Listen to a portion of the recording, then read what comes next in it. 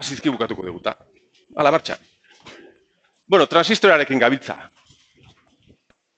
Gizartearen asmakizun garrantzitsuena. Sua baino gehiago, bakunak baino gehiago, batzuk hori diote. Lehen gunean ikusitzen duten osagaitxo hori, hiru gauzatxo tontu horiek egiten, asmakizun garrantzitsuena gizartearen historioan diote. Konturatuko zarete aurrerago. Transistoreekin daude eginda elektronikako prozesagailu guztiak, gaur egungo adimen artifizialare bai, transistorei esker egiten gabiltza, eta, bueno, gutako ariketak gainditu beharra, azterketa egin beharko, eta zuen kasuan, zuen gradutan, aplikazio industrialetan ikusi behar dugu gehiago. Orduan, behin ikusita ereduak eta polarizazio ariketatxo batzuk, ikusi behar ditugu, bueno, aplikazio bakar bat esan behar nuen, ikusi behar ditugu bi, bata garrantzitsuena, gutako, etengailu funtziotan, on-off, simplea, gure aplikazio industrialetan proiektuan eta azterketan galdetu behar duguna, eta amplifikazio funtziotan ikusi behar dugun bi gauzatxo galdetu behar ez ditugunak bakarrik jakiteagatik. Osea, bi ikusi behar ditugu, baina zuendako bakarra izan daiteke garrantzitsuna. Eta gero, diodokin egin genuena, behin ikusita zer egiten duen, ikusi dezagun zergatik, nola egiten den barrutik. Diodoa biharriko eskorra den bezala, transistore hau, premio Nobel jasotzeko asmakizun hau, hiru harriko eskor bakarrik. Eta ikusiko dugu zergatik. Eta listo. Bihar praktika dauka. Orduan, azkeneko minututan ere begiratuko dugu praktika, bale? Gidoia, bintzate esango dizuete nola prestatzeko edo. Bintzate, bi ariketa daude eta prestatuago joateko. Bole. Orduan, hasi gaitezke. Ikusi dezagun bi transistore bipolarra BJT etengailu aplikaziotan. Bipolar junction transistor etengailu aplikazioan. Hauek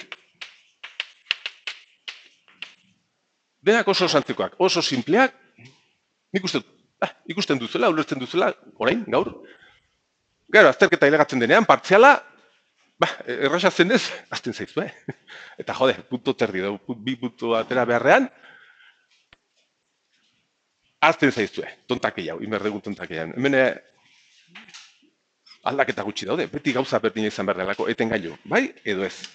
Eta kontrolatzea nahi dugu, oharretan daukazuena, potentzia dar bat, ez dala izan behar potentzia hondiko dar bat. Proiektuan LED bat piztea behar izan behar dugu, adibidez, eta horrela xe ikusi behar dugu, aplikazio hau lehen adibide bezala. Adibide. Egora izan behar da, LED bat piztea, eta honen pizketak kontrolatzea edo ez kontrolatzea, gure etengailuarekin, gure transistorearekin. Izan behar ditugu bateria batzuk, elikadura batzuk, kasu honetan, ez dut irudikatuko bateria osoa, bizik eta horra jarriko dut, adibide horretan, 20 voltio ditugu. Eta irizpide bezala, kolektorera dagoen ez konektatuta UVCC. Bole, esaten digute, diodo honen ezaugarriak gutxi gora berako bere atari tensioa edo gidatzen hasteko VTH threshold 2 voltio ingurukoa dela. Eta guk behar dugun argia emateko, kalkulatu dugu, honek behar duen intensitatea 20 miliamper direla. Txin, Uste, ariketan, adibidenetan, bai. Bale, orduan, adar honetan, kontrolatzeko edo jartzeko guk nahi dugun intensitatea hori polarizatzeko erresistentziatxo bat erabili behar dugu hemen. Hau ez marraztu ez baduzen, horrendik. Hau lurra bada, zuzenean ezin dugu konektatu 20 voltio ontara. Erreko genuen, erresistentzia bat jarri behar dugu. R-lim duzue, limitador edo mugatzeko. Eta gauzatxo hauek eskatzen digute zenbat balio beharko duenek, eta baina, helburua da, honen argi orgia, piztea doitzaltzea, kontrolatzea. Eta hortarako erabili behar dugu, ikasi dugun etengailua, ez dala etengailua. BJT transistorea erabili behar dugu, on-off funtziotan, moztuta edo asetuta. Uzten pasatzen utzi dezaken intensitate guztia. Hau izango dela. Venga, gure etengailua, gure transistorea. Kontrolatu behar dugula elektrikoki. Hau kontrolatzen da hemen dagoen diodo horrekin, eta diodoren portaera kontrolatzeko polarizazio zirkuitotxo bat izan behar dugu. Gauza da, hau pizteko ditzaltzeko informazioa, agindua, etorri behar zaigu txartel elektroniko, potentzia batxuko txartel batetik. Eta horren etorri zaigu proiektuan ere, bai? Amplifikadore operazional batetik etorri behar zaigu, eta suposatzazue txartel hori horrela irudikatzen dugula. Txartel elektroniko bat, bere eraiketa digitalak egiten eta bar. Eta hemendik etorri behar zaigu, seinalea lurrera konektatu da hemen. On-off pizteko edo itzaltzeko. Eta zaugarri bezala, txartela. Esaten dute pizteko, erabiltzen du honek 10 voltio eta itzaltzeko -10. Horrela denboran. 10 eta -10eko seinale bat irudikatzen digute hor. Esanet bi balio digital horiek ematen dituela. Eta hori ez bakarrik. Potentzia baxku txartela bada. Ez azuk esan dezakeztu, zergatik ez du konektatzen zuzenean txartel hau onutza. Hau 10 voltio denean, hau piztu zuzenean, hau gabe, eta hau 0 voltio denean, hau ez dago gidatzen, ez dugu ez da piztuko. Gauza da, informazio txartela hauek oso potentzia baxukoak dira. Oso potentzia baxukoak, eta ezaugarritan esaten digute, honek eman dezaken intensitate maksimoa, da 1000 amper bat. Eta guk zenbat behar ditugu 20.000 amper. Orduan, egoera hau, egoera praktikoa da, ingeniaritzan. Adimena, potentzia baxukoa, ez dela nahiko behar duguna lortzeko. Hortarako, kontrolatzeko, transistorak erabiltzen dira potentzia baxuko polarizazio zirkuito bat, irekitzeko beste hori. Hala ere, zaugarri bezala, tensio mugak, intensitate mugak, hemen diodo bat daukagu, hemen ere polarizazio zirkuito bat behar dugu, hemen ere resistenziatu bat behar dugu, mugatzeko behar dugun intensitateak eta bar. Orduan hau da, egoera oinarrizkoa eta aplikazioetan beti berdina dena. Igual hemen beste zerbait egon daiteke, baina egoera hau beti izan behar da horrela txikoa. Potentzia baxiko zerbait, resistentzia batekin konfiguratuta, hemen beste zerbait, beste batekin, ezaugarri batzukin, eta konfiguratu beharko dugu etengailu bezala funtzionatzeko. Egoera hauetan. Lehendabiziko galdera oharreko adibidea da. Esaten digute, gehiago diseinatzen hasi aurretik, ze transistore aukeratuko genuke, ze transistore komerziala aukeratuko genuke, kontuan hartuta, ezaugarri horretan, datu asko ematen digute, baina jasan dezaken IC maksimoa edo eta jasan dezake VC maksimoa kontuan hartuta, egoera praktiko honetan zein hartu beharko genuke. Bale, totakia bada. Hemen, hau, itxita dagoenean, guk hau konfiguratu behar dugu, resistentzia hori konfiguratu behar dugu, intensitatea bizateko. Beraz, aukeratzen badegu hemen transistore bat, bere IC max izan beharko da, hau baino altuagoa. Eta ze VCE da hau. Maksimoa jasan beharko du, ezaugarri horri horietan ze baleo hartu beharko dugu. Hau, irekita dagoenean, intensitaterik ez dagoenean, hemen, 20 voltio eta hemen 0. Urduene, 20 voltio baino gehiago. 20 voltio baino gehiago. Gero, diseinu irizpide bezala hartzen duguna da, gure lan intensitatea hobeto da izatea hau baino honen erdia. Aukeratzerakoan, nahiz eta gure lan intensitatea hau izan, hobe izatea honen bikoita. Bale. Eta hau berdina. Hobe gure lan tensioak izatea hemen eskaintzen diguten bi herenak. Beraz, hau izan berko da. Hau baldin da bi heren, hau izan berko da. Koteako, ez? Bai, ez? Hogi baldin da bi heren. Honen bi heren izan berko da. Gabitzan maila praktikoa eta gure maila praktikoa intensitatea ikuspegitik erdia. Horixe da, bai. Diseinu irizpide bezala, bale? Hori galtzen dute. Beste galdera bat. Ze beta, ze irabazpena, ze beta behar dugu hemen.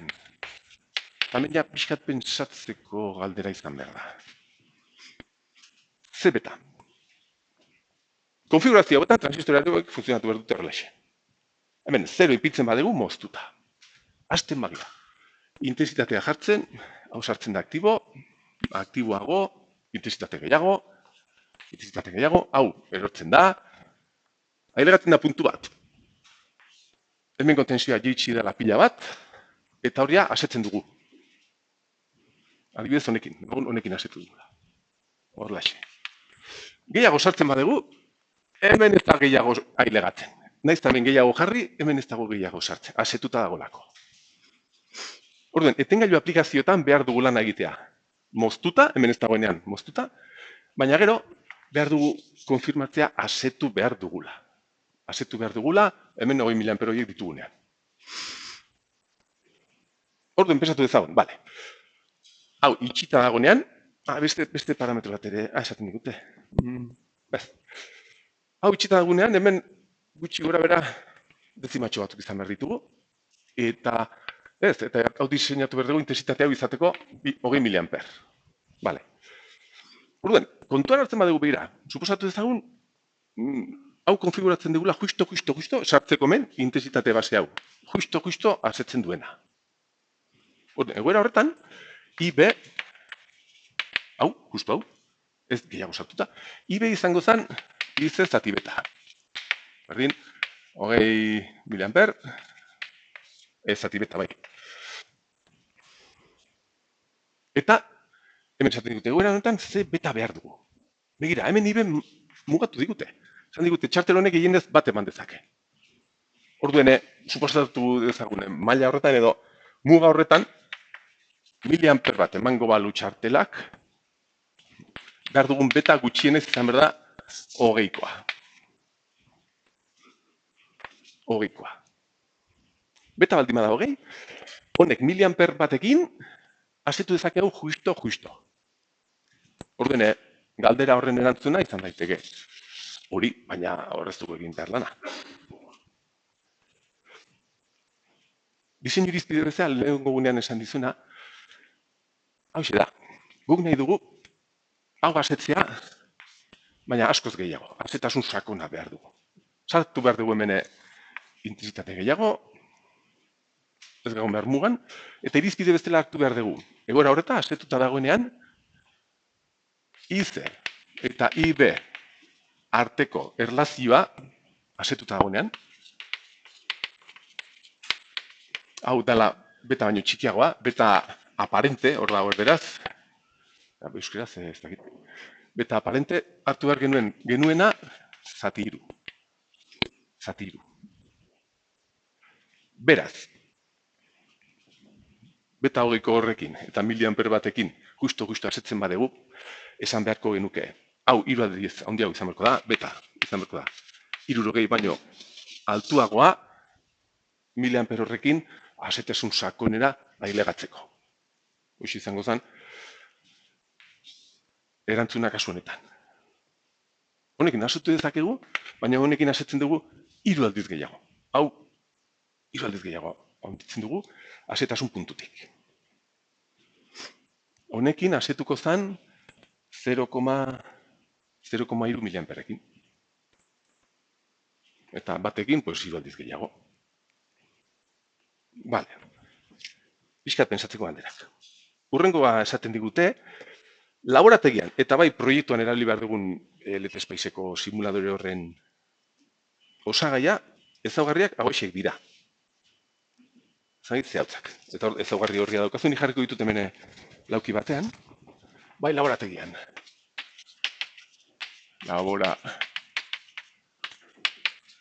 Eta bai LT Spacen proiektuarekin azten garenean, eta transistoraren kodigoa BC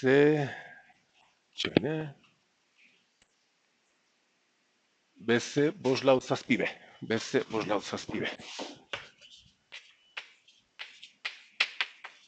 Hone ezaugarriak, hauxe. Ezaugarri aurrean horrematen dizkigute. VCE, kasu honetan, 30 voltio. Aproposa gure aplikaziorako, hogei behar dugu. IC max, transistore honek jasan dezaken kolektoreko intensitatea, 100 miliamper.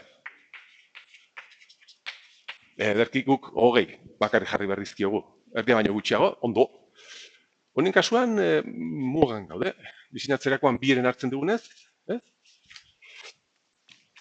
Beta, ematen digute. Gauza da, fabrikazio tolerantzak eta bar direla, tarte bat ematen dute beti. Ez da posible egitea bi transistore beta berdinarekin. Kasualidadea izango zen. 200, ala 250 arteko balioa izan behar du, guk hartzen duen badegu transistore bat, tarte hortako beta bat izan behar du. Betetzen dugu behar genuena? Bai, edurki. Egoera honetan, aligarria da. VC-sat, osea, itxita dagoenean, ematen digute bi balio. 80 eta 200 milivoltio artekoa. Zaten ditute, 80 milivoltio, 10 miliamperrekin gabiltzanean, eta 200, 100 miliamperrekin gabiltzanean. Orden gutxi gora bera gure lan intensitate honetan 0,1 voltio izan behar ditu. Ederki. Eta beste datu bat ematen digute. VB 5 voltio. Hau garrantzitsua. Bakizu zer den hori? Horra arazo bat izan behar dugu. Haiz esan den dute. Hemen, hau mozten dugunean, transistore hori, edo diadotxo hori mozten dugunean -10 voltiokin, hau geratu berda irekita, hemen -10 voltio, eta hemen 0. Osa, VEB izan berda 10. Gauza da, transistore honek jasan dezaken VB inversoko tensio maksimoa da 5. Osea, hemen kontuz. Hori, saiestu behar dugu, modu batera, beti berdina egiten dela, baina jakin ezazue hori.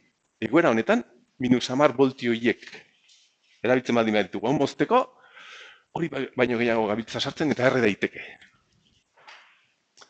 Ikusi ezagun nola saiestu, bale? Bale, orduen, badaukagu ideia. Aukeratu dugu transistorea eta balio hauekin batez ere hau eta hau, diseinatzeko. Eta hori esaten digute, a ber, hasi gaitezen gauzak egiten. Hemen pentsatu besterik ez du egin. Hasi gaitezen. Ja, diseinatu dezagun egoera honetan, hauxe, zer resistentzia behar dugu hemen, 20 milivoltio horiek izateko, 20 miliampero horiek izateko. Errelim,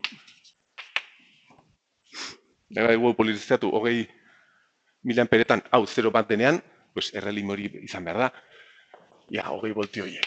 Ken hau bi voltio. Hau moztuta dagoenean, Ken, hau itxita dagoenean, hemen 0,1, hori ikusi dugun bezala, zati nahi dugun intensitatea, hau izan behar dugun resistenzia.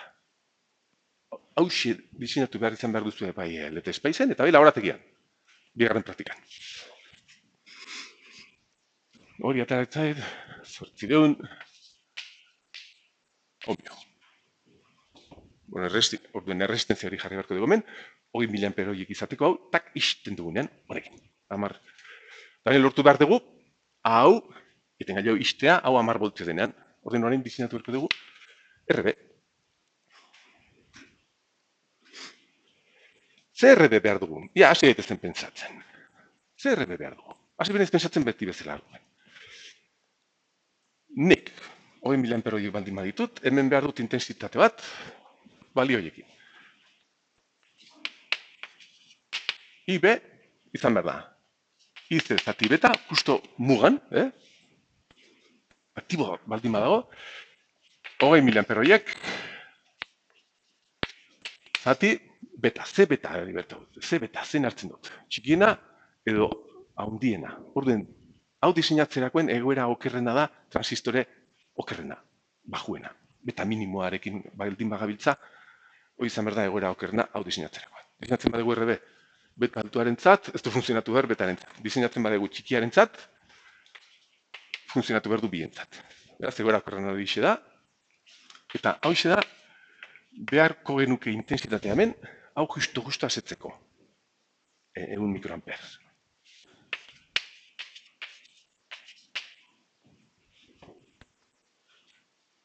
Orduen begira, hau denean 10. Nik diseinatzen badut hau 100 mikroamper izateko, honek funtzionatu behar du. Baina, egin behar duguna da, ez dugu sartu behar hori. Sartu behar dugu hau 3 aldiz gehiago. Eta beste gauzatxo bat. Egoera honetan ikustazue, txartelak eman dezake 0,1 miliamper. Hau da 0,1 miliamper. Orduen betetzen dugu egoera hau. Guk nahi duguna da, intensitate hori 3 aldiz handiago egitea. Diseinatu behar dugu resistentzia hori izateko IB izateko 3 aldiz IB minimoa.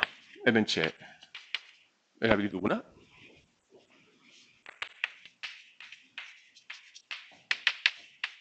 Ez 0,3 miliamper. Hau justo asetzeko, hau asetasun sakonean egoteko. Hau izango zen intensitate 100 mikroamper, baina 3 aldiz handiago egin behar dugu, nahiz eta bientzat intensitate berdina, baina asetasun sakonean sartzeko. Eta orain bai diseinatu behar dugula RB, lortzeko polarizazio zirkuito txonetan 0,3 miliamper. Orduen RB, hemen maila honetan, 10, hau gidatzen egon behar da, zati hemen dagoen intensitatea, guk nahi duguna, eta 31 kilobio. Bi erresistentzia horiekin lortzen dugu hemen 20 miliamper izatea, hau istentan denean, guk nahi dugun argia lortzeko. Lortzen dugu gainera, 10 voltio horiekin hau istea, asetzea, soberan gainera, 3 aldiz soberan, eta listo, jazta. Ok. Ok. Baina, hau minus 10 denean, erreberzaigu transistorea. Jote. Eta hau ezaugarri tipikoa dira transistoretan, arrazoia horrentxe esango dizete, urreko atal horretan. Asko dopatu beharko dugulako horre harritxo bat, eta ez du jasatzen tensio inberso handia, bat izaren dugu. Bakizu zer egiten den hemen, eta hori jagartzazue, ideia hau, konfigurazio honetan, beti horrela egiten delako. Begira ze elegante, Diodoekin aritu beha, diodoen zirkuituak egiten, aplikazio hondirik ez, NR-ekin aritu beha mugatzen. Begira, zer egin behar dudan, orain? Diodo normal bat, artezle bat, jarri dut hemen. Bueno, itxentziat. Lehen da bizi marraztu behar dut. Marraztu behar dut, denboran. Marraztu behar dut. Hau, eta VB. Sarrera baldin bada 10 minus 10. Horein marraztu behar dut beste kolore batekin. VB. Sarrera denean 10. Diodo egon behar da gidatzen, eta hemen 0,7. Denean 10, hemen 0,7. Denean minus 10, hau moztuta, hau minus 10, hau 0 VB minus 10. VB minus 10.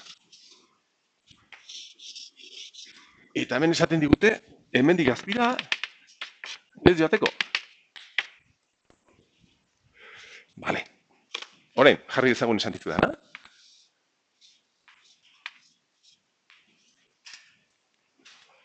Eta aztertu dezagun orain egoera berdina. Guazen orain aztertzea. Berriz, sarrera denean 10, hau 10. Hemen txizango genuke,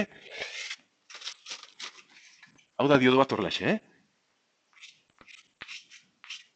Hor jarri dut, baina ez ikusi. Sartago ikusi, baina ez. Hau denean 10, hau da antiparaleloan, hau aztertu genuen. Hau denean 10, intensitatea hemendik etorri behar da, eta hau egon behar da irekita. Hau denean 10, honek funtzionatu behar du, hemen bezala. Honek ez dauka eraginik tarte honetan. Irekita dago, intensitatea hemendik dator, ez dauka eraginik. VB, 0,7. Begirazte gertatzen den orain, hau denean minus 10. Hau minus 10 baldin bada, hau moztu behar da, kontrako norabidean dagoelako, eta intensitatea hasi behar zaio orain sartzen onutza txartelari. Hau, egon behar da, on, minus 10ean. Hau, on badago, hemen izan behar dugu, minus 0,7 voltio. Hau zer baldin bada, minus 0,7 voltio izan behar ditu hemen.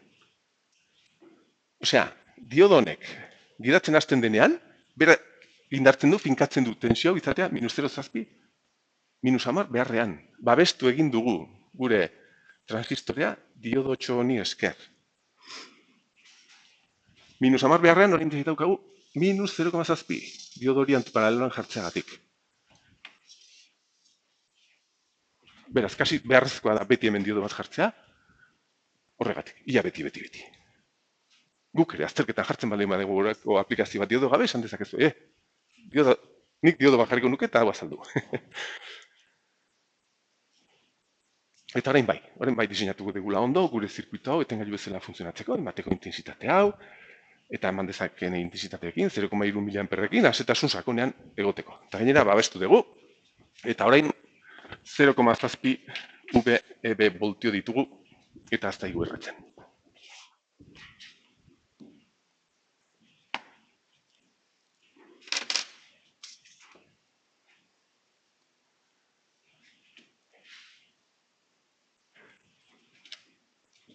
Beste bat egin behar dut.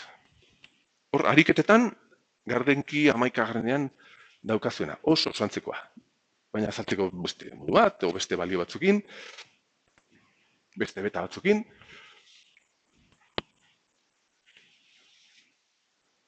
Ariketak 11 horrikoa. Beti igual.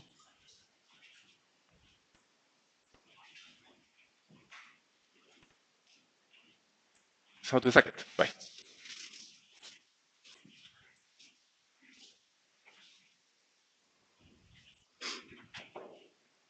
Hemen marrazten digute txartel bat, horlaxe, eman behar duela potentzia bajuko agindu bat, on-off, jartzen digute, digitala. Kasu honetan, 5 eta minus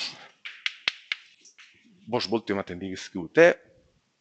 LED bat piztea behar dugu berriz, hau izan behar da egoera normalena. Kontrolatu behar dugu etengailu batekin, base resistentzia bat, polarizatzeko hori, lurrak hemen. Bateria orain 12 voltiokoa, V bat, ez dakit.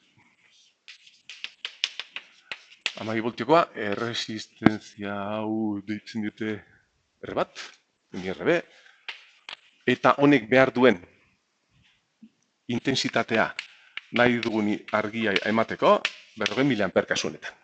Eta berriz, LED diodo badenez, bere atari tensioa 2 voltio ingurukoa. Eta erabiltzen duten transistorea BC548, ja? BC548, baduela beta bat, dagoela tarte honetan.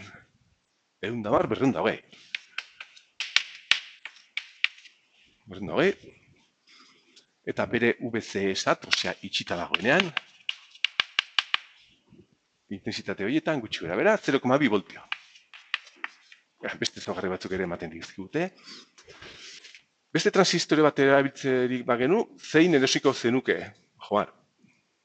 Pues, VC Max izan beharko zen, 10 baino gehiago. Bueno, horren bider bat koma bost. 12 bider bat koma bost hartuko genuke, negatik, hor jarri dutan negatik. Eta bere intensitatea izan beharko zen, honen bikoitza. Gure aplikazioaren bikoitza, pues, 80 miliamper baino altuagoa. Eta VC Max, 12 bider bat koma bost baino, hor bene, 18 voltio baino altuagoa. Eta beta. Eta beta minimoa zein beharko genuke, berriz aurreko ariketan egin duen bezala. Honek eman dezaken, honek eman dezaken intensitate maksimoa 5 miliamper da. Orduen, ze beta beharko genuke beste transistore bat aukeratzen badugu? Egin beharko dugu. Hau, zati honen masimoa. Berroi zati bost, zortzi ez. Zortzi, eta bikoitza, amasei. Oso beta bajua, amasei baino altuago izango zen. Kasu honetan honek soberan betetzen du, beraz, arazorik ez. Venga, diseinatu hau, eta txartelan proiektuan behar izan behar duzena. Eta hau diseinatzea da, hau kalkulatzea, eta hau kalkulatzea egoera honetan. Eta behin kalkulatuzkio, ikustea, hemen erabiltzen ari garen intensitate basea, hau baino txikiago dela. Tontakia bat. Beti egiten ditugu gauza berdian. Begira, zer restentzia behar dugu hemen? Hemen 40.000 ampere izateko, hau itxita dagonean. Ez berdina, 12. Ken 2 voltio. Ken 0,2, kasu honetan. Sare honetan, zati nahi dugun intensitatea. Hau izango zen R bat. Ez dakiz emat ateratzen da. Gero. RB. RB kalkulatzeko lehen da bizi behar dugu IB kalkulatzea. Ze IB justokoa da hemen beharko genukena hau asetzeko. IB hori minimoa izan behar da 40.000 amper zati beta minimoa. Zati 110. Hau izango zen. Hau konfiguratzen badegu, hau 5 voltio denean, emateko intensitate hau asetu behar dugu. Baina jode mugan gaude. Ez dugu diseinatu bere resistentzia horrekin, baizik eta honekin. 3 aldiz IB minimoa, zer horrek eragiten du IC eta IB arteko erlazio aparentea izatea betaren erena. Hau erabili behar dugu, diseinatzeko. Vale, hau. Eta orduan hemen egin beharko genuke, hau, RB, hau, hemen ari egiten, Sare honetan RB da, bost, ken 0,7 gidatzen dagoenean, zati nahi dugun intensitate hau, IB, eta hau izango zen RB, diseinatu ditugu. Hau zuzenago, eta beste hau erabilita.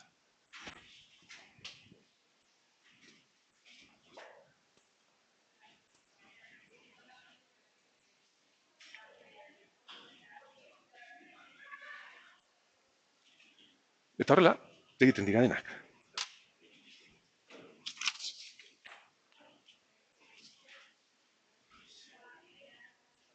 Bai, hombre, galdera bat. Eskerrik asko. Bai, hemen ja nago aztertzen, hau, 5 voltio jartzen dugunean, hau, asetzeko, hemen daude 5 voltio, hau, hemen 0,7 hauek. Transistorean hemen dago diodo bat. Eta aktibo edo asetuta dagoenean hemen 0,7. Orduan sarenetan, 5 0,7, zati R intensitatea edo zati R.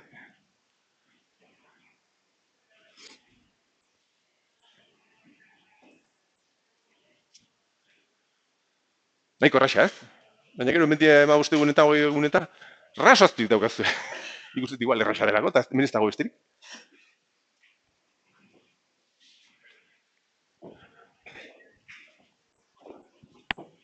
Bueno. Gero igual denbora baldin badago gaurko klasean, proiektuko balioekin, proiektuko elikadura eta behar izan behar duzuen intensitatekin eta erabili behar duzuen transistorekin igual diseinatzeko eskatuko dizuet eta baliagarra izango da horrelako. Ja denbora ematen duen, bale. Horren gauz jarraitu ezagun. Hala, rollo pixka bat. Zergatik egiten du transistoreak gauza guzti hauek. Pene junturan baino azkarrago joan behar gara, zeren ja gauza garrantzitsuenak badakizkigu.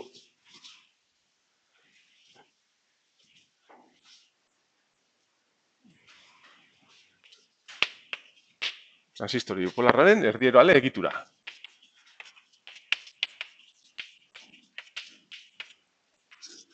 Egitura eta funtzionamendua egitura.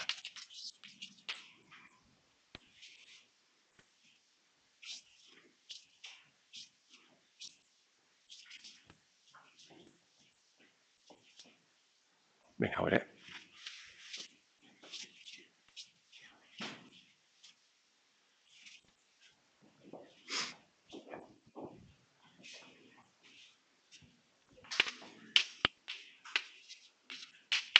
Zergatik dago horrela? Ui. Zergatik dago horrela? Zergatik dago horrela? Zergatik dago horrela?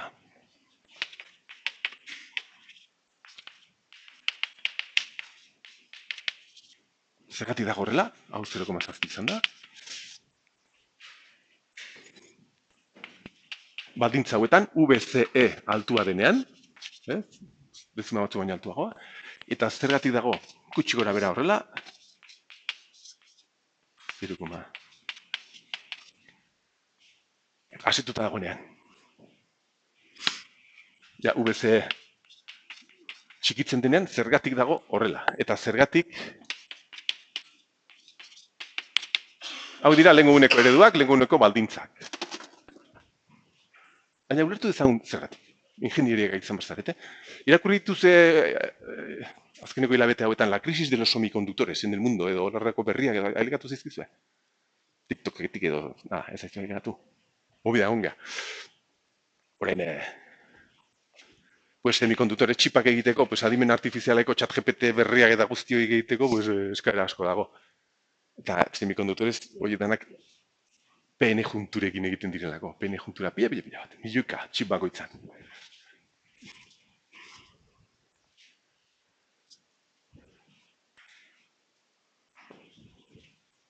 NPN, transistore bipolarraren egitura, erdieroal egitura, hause. Diodoarena beharriko eskor. Honena, hause.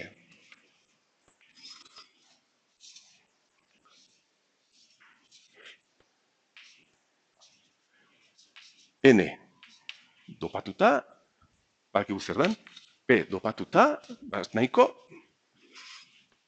eta hemen beste herriko eskor bat, N gutxi dopatuta. Hiru herriko eskor, oso erraixak egiteko, oso merkeak, hiru herriko eskor. Egiteko movida guzti hau. Konektatzen baditugu hau, hemen, hau, hemen, eta hau, hemen txiduze NPN transistori bipolarra. Hau igorlea, hau basea, eta hau kolektorea. NPN edo NPN. Edo eta begiratzen baditugu hemen dikonuntza, PN juntura bat, hemen dikonuntza diodo bat. Ratu guztien esan dizuet, hemen diodo bat dago, begira, zuzenean, diodo bat. Gauza da, diodo horri jarri diodugula PN juntura beste diodo bat goian. Hau, badirudi dala, hau, hemen dikonuntza, diodo bat, PN juntura bat, eta arutza beste diodo bat.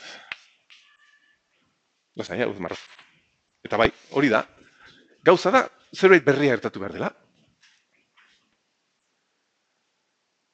Ia, hause, zergatik diodo moztuta baldin badago, zergatik, hau, VB moztuta baldin badago, honek ez du gidatu behar. Naiztaku jarri hemen potentzia darronetan, pixkat simplifikatzeko edo argiaiko ikusteko, jarri dezagun ariketetan bezala.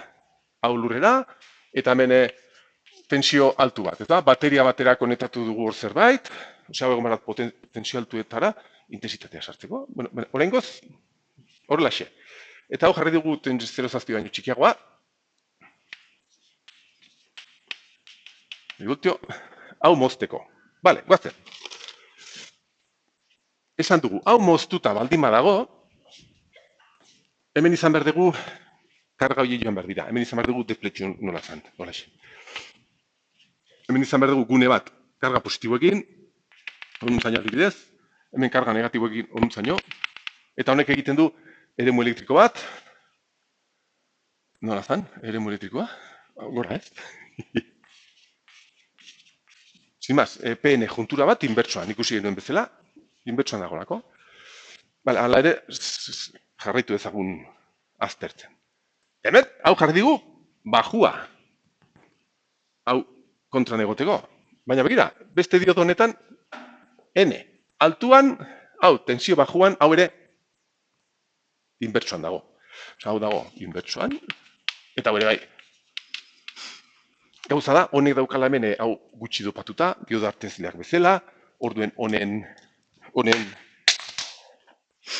honen gune horiek kargabe handiago da, sonuntzaino adibidez. Eta hemen hau txikia da, sonuntzaino. Osa, egoera berdina, baina eta eremu elektriko horrelaxe. Osea, bi PN juntura alde batera eta bestera, ipurditik konektatuta, hau mozten badegu eta egoera honetan bi diodo gidatzen. Honek ezin du gidatu. Ikusi duzu. Ok. Osea, hau ez badago gidatzen.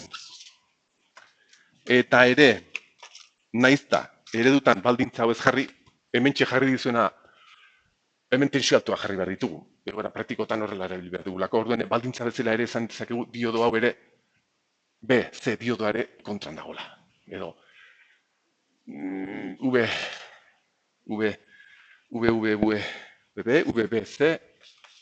VBC ere, hau izango zen, negatiboa ere haure moztuta dagoela. Esan dezakegu. Naizta, baldintzetan ez nizuen esan, baina egoera praktikotan bi edo de gidatu gabe. Tensio negatiboa jartzen badegu, orduan hasiko zen, arrutzak gidatzen, baina eske praktikan ez dugu erabili behar. Bai, ok, ulertu dugu. Hau ulertu dugu. Bale, eta orain, egin behar dudana da, hasi bene izemene tentsioa sartzen eta intensitatea sartzen. Jarri behar dut hau, diodori gidatzen. Intensitate txiki batekin, hasi bene igotzen.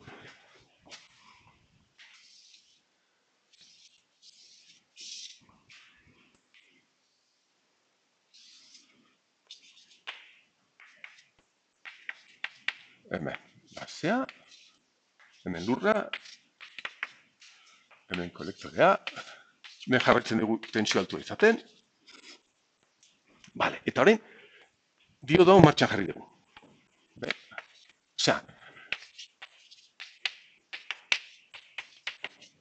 diodori martxan jarri dugu, eta orduen hemen zeuden esia, hori txikitu da, ez dago esirik, eta elektroiak badaukate bidea, intensitateak badauka pasabidea, osea, diodo bat gidatzen.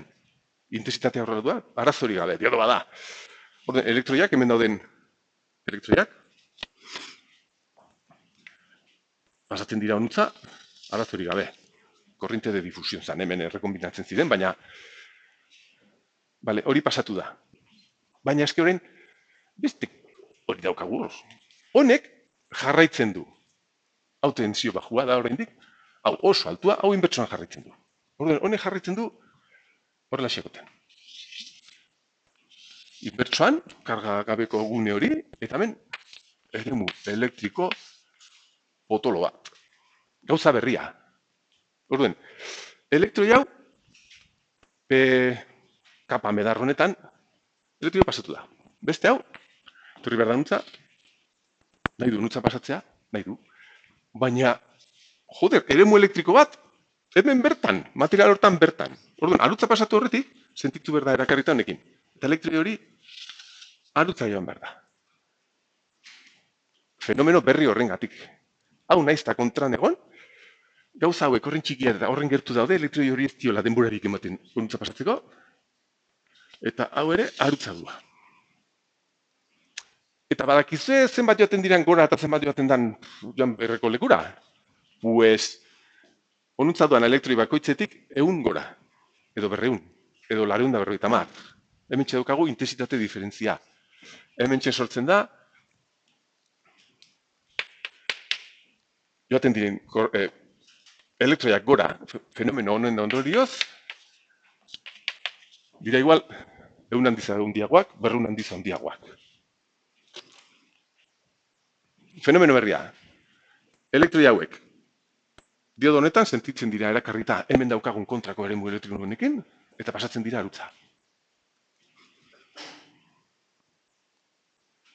Hau etago on, honek jarraitzen du off, baina fenomeno berri honengatik, hau lortzen dugu, intensitatea pasatzea, egitura honengatik.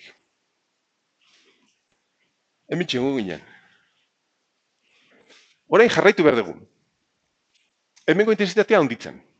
Orduen, hemen daukagun polarizazio diodoaren zirkuito horretan, gero eta intensitate gehiago, da? Hemendik gehiago, gero eta intensitate gehiago, baina hau murrizten joan behar zaigu.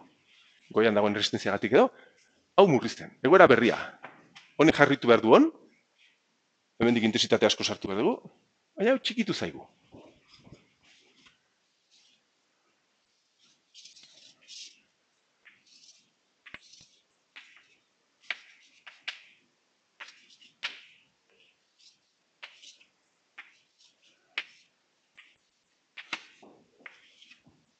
Venga, hau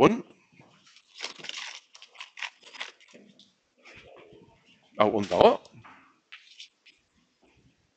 Baina orain kolektoreko tensio hau txikitu egin zaigu. Orden, PN juntura honetan, inbertsoko tensioa ere txikitu egin zaigu, eta txikitu zaigunez, karga libreko gune hori ere txikiago egin zaigu. Adibidez, horregaxe. Inbertsoko tensio bajoago bat esatzen badegu, pues, esia ez da horren handia. Eta orain hemen daukagun eremu elektrikoa txikiagoa da. Orduan, eremu elektrikoiek horrek elektrik gutxiago erakarri behar ditu. Hau bai erakarri du. Hau ere bai, baina gutxiago. Hemen baino gutxiago. Hemen izan behar dugun lize hor genuena baino altuago da. Honengatik, eremu elektriko murriztu delako. Fenomeno berria.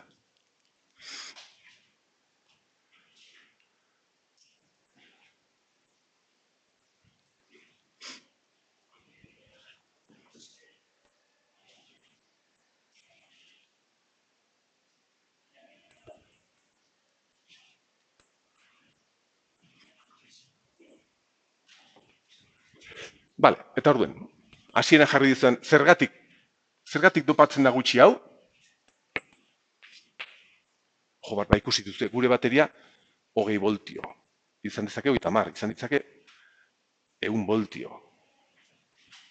Eta moztuta dagoenean, honek jasan beharko du tensio inberso altuak. Eta hori lortzen genuen diodotan, gutxi dopatuta gune hori. Orden, kolektorea dopatzen da gutxi, VC altuak izateko. Transistorea moztuta dagoenean VC altuak jasateko. Bestalde, hau, zergatik dopatzen da asko? Ba, martxan jartzen dugunean azpiko diodori ahalik eta karga bilago izatea. Osea, hemengo intensitatea sortzeko oso erraz. Oso elektroi asko sortzeko oso erraz, erresistenziarik gabe, joateko bai onutza edo gora, bi kasutan.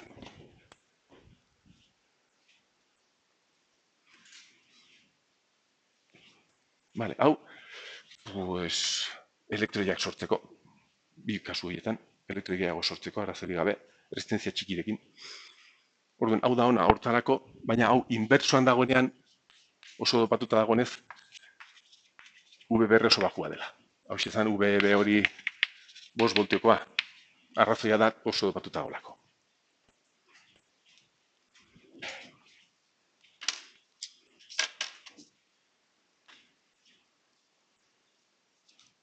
Atzen txiki bat egingo dugu? Bai, venga, bai, 10 minutoko atzera. Puntuen hasiko naiz.